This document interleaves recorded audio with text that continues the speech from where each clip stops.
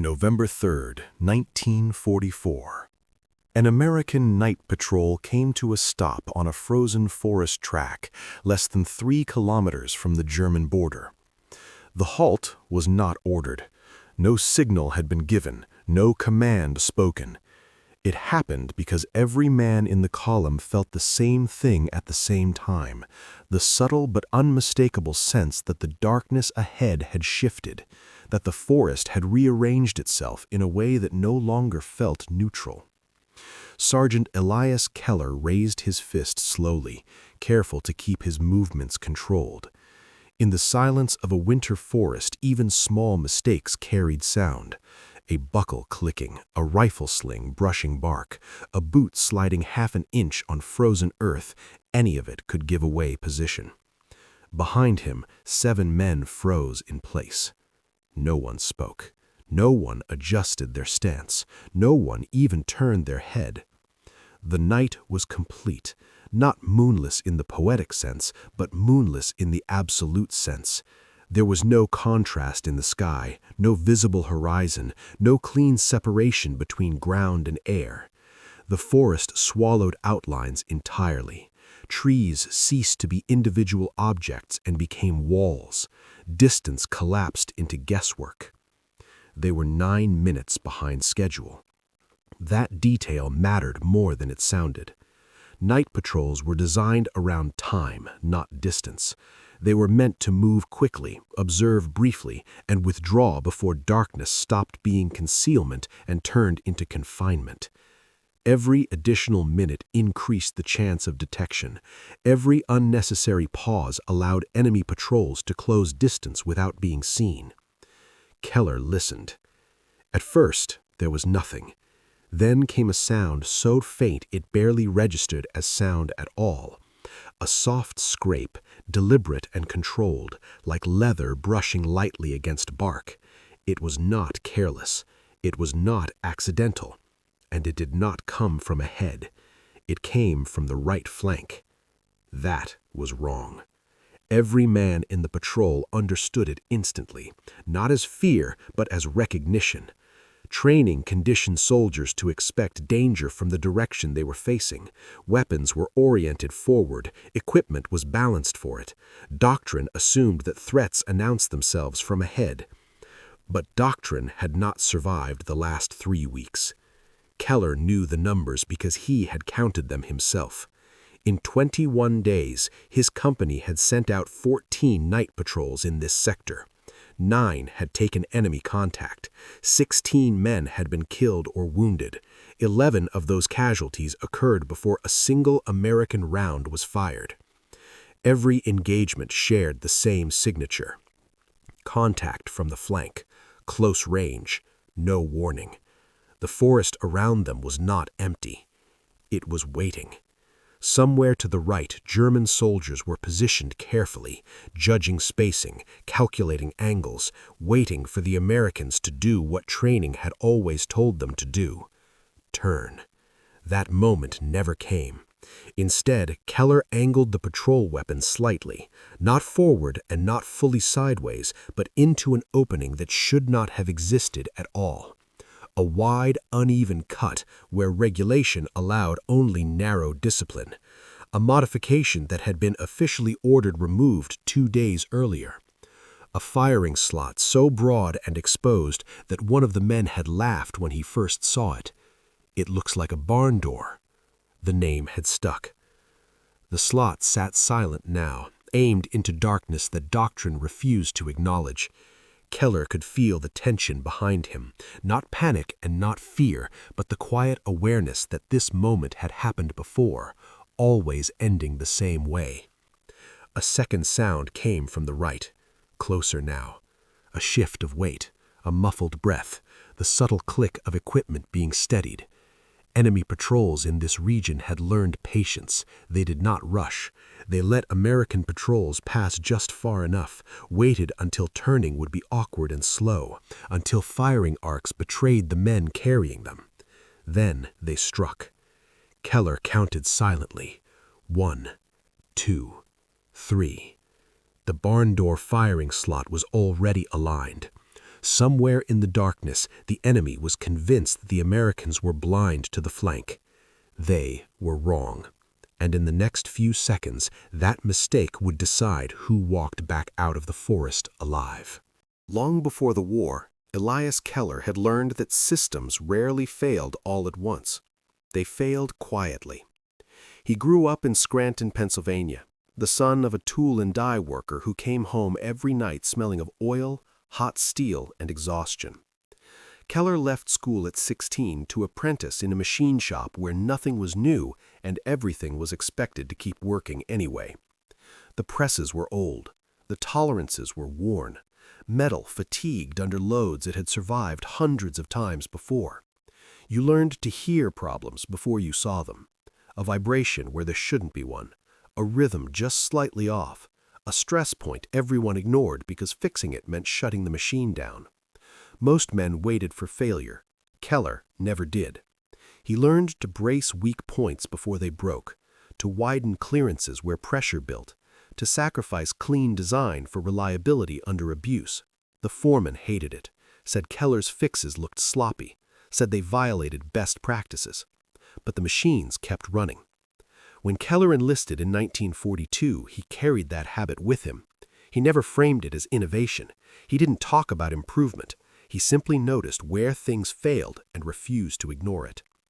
Night patrols were one of those things. When Keller arrived in this sector in October 1944, casualties were already being accepted as inevitable. The terrain was blamed, the weather was blamed, enemy skill was blamed, anything except the structure of the patrols themselves. Within his first week, Keller started counting, quietly.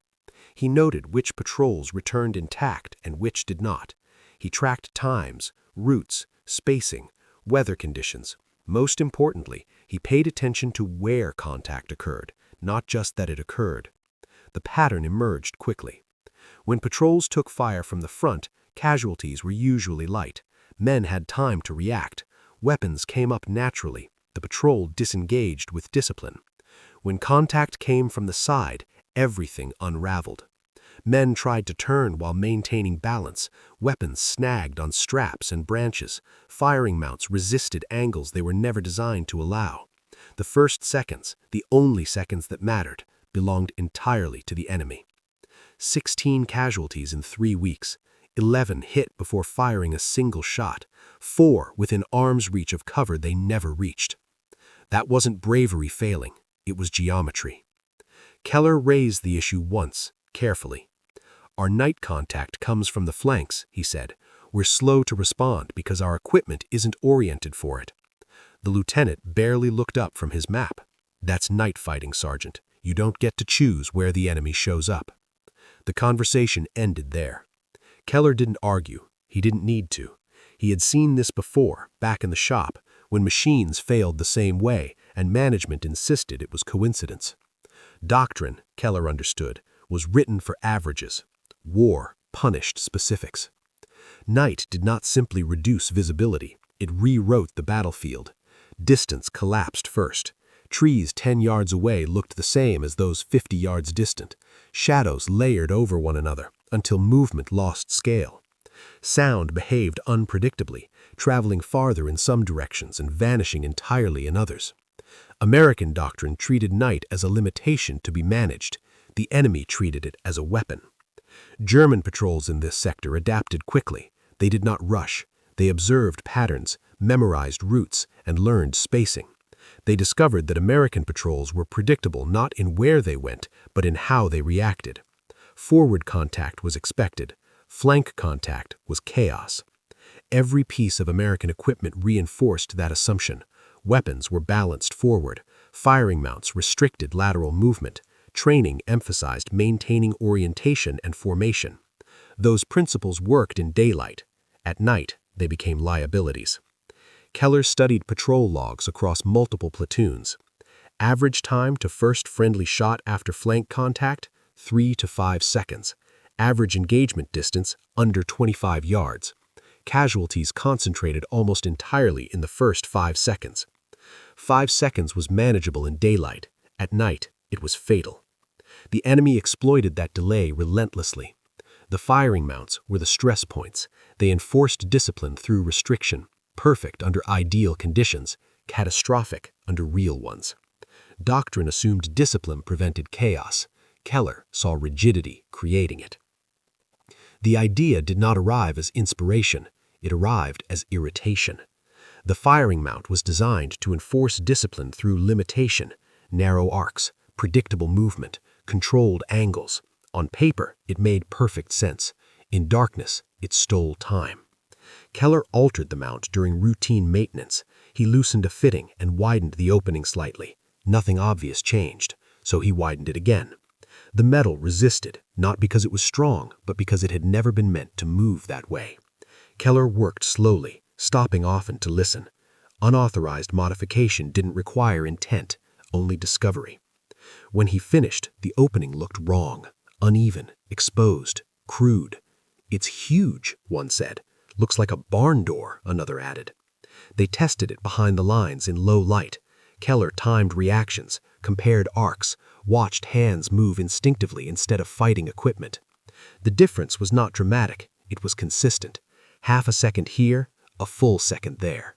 Enough.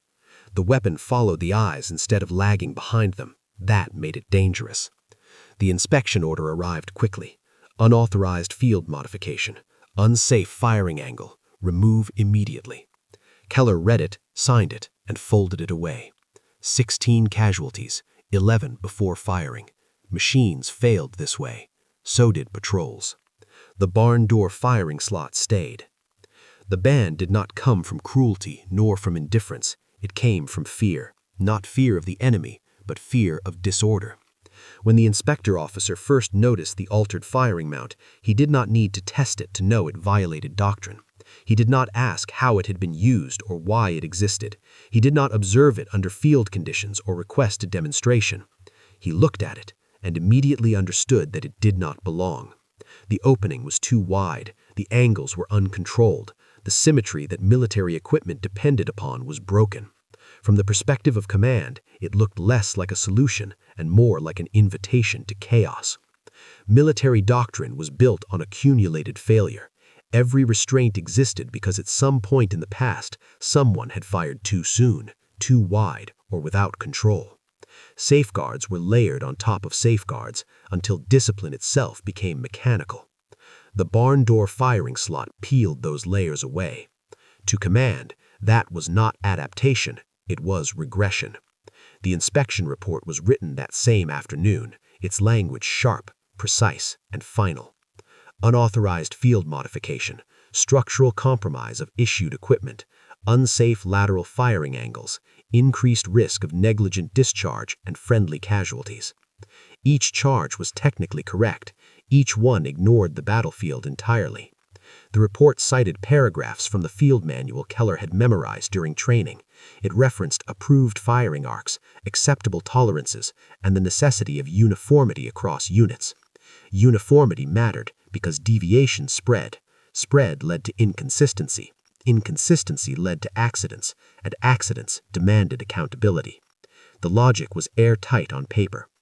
Keller was called in briefly, not for discipline, not for punishment, but to be reminded where authority lived. The officer did not raise his voice. He did not need to. "Sergeant, this is not how we solve problems," he said, tapping the report with one finger. "Equipment exists for a reason. Firing mounts restrict movement because soldiers panic under fire. That's not a criticism, that's reality." Keller stood at attention and listened. "We don't cut holes in issued gear," the officer continued. "That's how people get hurt. That's how friendly fire happens. That's how chaos spreads." The word chaos carried weight. To command, chaos meant loss of control, loss of predictability, and the comforting belief that war could be reduced to procedure and discipline alone. What Keller had done threatened that belief. The order was issued before the conversation ended. Restore all modified equipment to factory configuration. Remove unauthorized alterations immediately. Confirm compliance in writing. There was no mention of patrol losses, no reference to the 16 casualties, no acknowledgement of how or where the enemy had struck. Those details did not fit into regulation language. Keller signed the compliance form without hesitation. The officer appeared relieved. Compliance meant the system still functioned. The deviation had been corrected. Order restored. As Keller left, he passed a chalkboard listing patrol assignments for the coming week. 3 night patrols were scheduled for the same sector that had claimed most of the casualties. The pattern would continue. That was the part no one said aloud. Back with his men, Keller did not announce the ban. He did not gather them and explain command's reasoning. He simply restored most of the mounts to regulation, the ones that would be inspected, the ones that would be seen. The barn door firing slot remained where it mattered, not because Keller believed he was defiant, because he understood the system was blind to the specific way his men were being killed. Procedures did not walk into forests at 2 in the morning. Men did. Keller did not think of what he did next as disobedience. He thought of it as triage. Orders were absolute only in places where time allowed discussion. In the field, time arrived in seconds and departed in blood. Keller had learned that lesson long before the war, watching machines destroy themselves because someone insisted on waiting for authorization to fix a failure everyone could see. After evening chow, Keller stood alone near the patrol gear, the folded order still in his pocket. Around him, men prepared quietly. Canteens were filled, straps tightened, boots checked by feel rather than sight. No one talked about the patrol yet. Talking made the wait longer. Keller watched and counted again. 16 casualties in 3 weeks. 11 before firing a shot. No structural correction. That was not a trend that resolved itself. He stopped in front of the modified mount. In daylight, it looked worse than ever. Wide, uneven, unapologetic. It drew the eye. It invited questions. It advertised deviation. And yet, when Keller placed his hands on the weapon and moved through its arc, the logic returned immediately. The motion was smooth, honest, and unforced. He considered removing it anyway, just for tonight, just to comply, just to see if discipline alone could overcome delay. He already knew the answer. Discipline did not change physics. He left the slot in place, not everywhere, not recklessly. He chose carefully who would carry it and when, only on night patrols, only with men he trusted to maintain control under pressure, only in terrain where flank contact was most likely. He told 3 of them what he had done. No speeches, no justification. "If they come from the side, this gives us a chance," he said. "If you fire controlled. If you don't trust yourself, say so now." No one spoke. They didn't need to. Every man there had carried wounded friends out of the dark. Every one had watched patrols collapse in seconds because weapons could not be brought to bear fast enough. What Keller was offering was not safety, it was time. The patrol stepped off at 0147 hours. The route was familiar, a forest track parallel to a shallow ridge, used repeatedly by both sides because there were no better alternatives. German patrols favored it for concealment. American patrols used it because doctrine offered no substitute. It had claimed men before. As they moved, Keller checked spacing, signals, and noise discipline. Everything else followed regulation precisely. The barn door firing slot was not a replacement for training. It was a correction for a specific failure. 30 minutes passed without contact. Too quiet. Keller distrusted silence. Enemy patrols preferred patience. The forest thickened, the track narrowed, flank movement became invisible. Keller raised his fist. The patrol froze. He listened. At first, nothing. Then a subtle shift, intentional, controlled. Not ahead, to the right, exactly where the slot pointed. Keller did not signal a turn. He did not reposition the patrol. He angled the weapon and waited. This was the moment that had killed men before. the moment when doctrine prepared soldiers for the wrong angle. A second sound came, closer now, a breath, equipment brushing bark. The enemy was there. Keller felt the men behind him tense, waiting for the signal that had always come too late. It never came. The weapons settled naturally into position. The barn door firing slot did not announce itself. It simply existed. Then movement broke from the darkness, and Keller fired. The first burst struck from an angle the enemy did not expect. Not forward, not blindly, but laterally, clean and immediate. The forest erupted. The sound was not overwhelming, but it was violent and sudden, the kind that erased planning and replaced it with instinct. The weapon barked, and shadows that had been preparing to move froze instead. A shout came from the right, not a command, not coordinated, surprise. For the first time in weeks, the opening second of contact belonged to the Americans. Suppressive fire tore into undergrowth that moments earlier had concealed movement. Leaves shredded, bark splintered, shapes hesitated where they should have advanced. Someone behind Keller fired deliberately, covering a second angle without waiting for instruction. Training had not disappeared, it had finally been given space to function. German voices overlapped in confusion, commands collided and died unfinished. They had planned for American disarray. They found it in their own ranks instead. Keller shifted the weapon smoothly, following movement rather than chasing it. The slot allowed him to stay square to the threat without twisting his body or fighting the mount. Every fraction of a second saved felt like reclaiming stolen time. A figure broke from cover, attempting to reposition. Keller fired again. The figure went down hard, crashing through brush instead of disappearing into it. That alone marked a difference. Previous engagements ended before they could be understood. This time the patrol held ground. The enemy hesitated. That hesitation spread. Fire from the left cut off movement Keller could not see. Warnings were shouted and acknowledged. The patrol remained intact, disciplined, anchored by the fact that they were no longer scrambling to react. The ambush collapsed before it fully formed.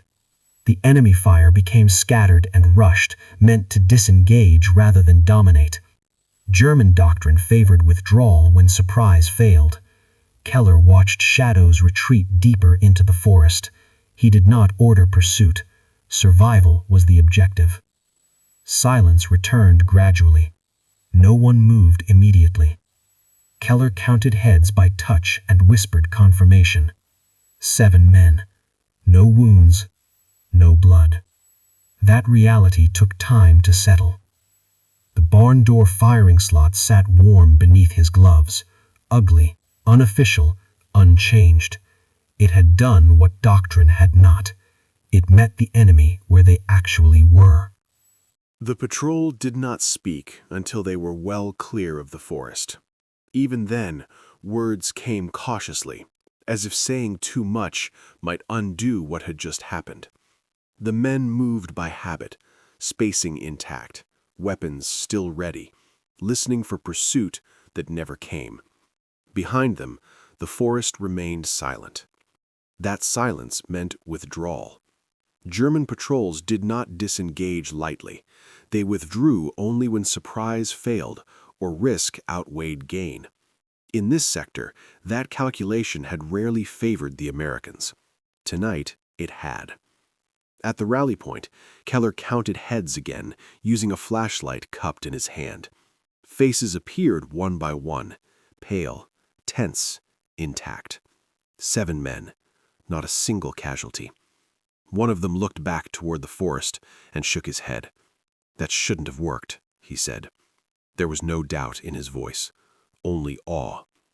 Doctrine insisted wide firing arcs created chaos, that they encouraged panic and loss of control. Doctrine also insisted flank contact at night was unavoidable confusion. Tonight, confusion had belonged to the enemy. Keller replayed the engagement in his mind. He measured seconds, angles, reactions. Nothing about it was dramatic. It was mechanical. The weapon had met the threat without delay. That was all. No heroics, no brilliance beyond what the men already possessed. When they returned to the perimeter, Keller gave a quiet report. The officer on duty noted enemy contact and withdrawal. No casualties. Nothing more was asked. Inside the lines, tension drained unevenly. Some men sat down immediately. Others stood shaking, adrenaline finally releasing its grip. One approached Keller. "Sarge, we should have lost someone." Keller nodded. "Yes," he said, "we should have." The man glanced at the weapon. "That thing." "Not here," Keller said gently. The explanation wasn't necessary. Word spread anyway. Not through reports, not through command channels, through whispers, through glances, through quiet demonstrations when no officers were watching. The barn door firing slot was no longer theory. It had worked. Enemy patrols noticed the change as well. Contact grew less frequent. Probing slowed. Confidence eroded. The blind side no longer belonged entirely to them. The pattern that had killed men for weeks had broken in a single night. And for the first time, the enemy was no longer certain the Americans were blind in the dark.